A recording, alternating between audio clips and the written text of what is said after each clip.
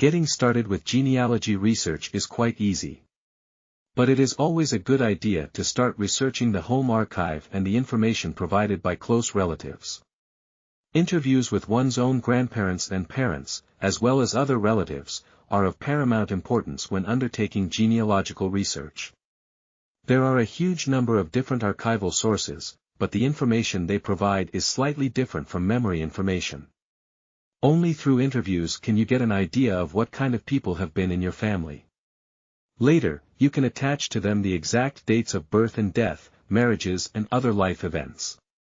However, no archival sources tell about their character, hobbies or even dreams.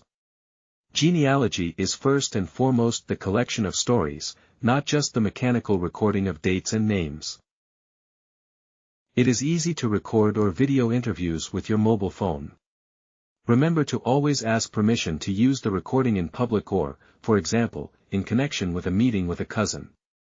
The details of stories told by relatives can always be checked from archival sources, as memory information is unique and constantly changing. A distinction should be made between information excavated from document sources and memory data. They are two different things, both of which are very important. One important step is source taking. It simply means that you record the origin of the information.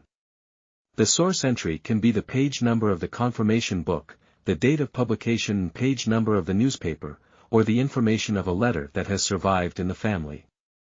Source notes give your work convincing, and in the future you will find additional information yourself much easier. Although attributing the source may seem like a chore at first, you will later congratulate yourself on them.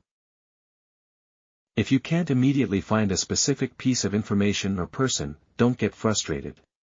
An essential part of genealogy research is waiting. Sometimes a data source has not yet been digitized or has been destroyed in the past. Later, you may find the facts you are looking for through a completely surprising route, so fussing about genealogy isn't helpful. A beginner can be in a wild hurry to get back in time. At that time, the margin of error increases drastically, so patience is key, as boring as it sounds. In principle, Finnish families can be traced back to 1540, as it was at that time that the first land records were made in Finland. They recorded the land-owning households by parish and village. Very often, genealogical research ends as early as the 1700s due to the scarcity of sources.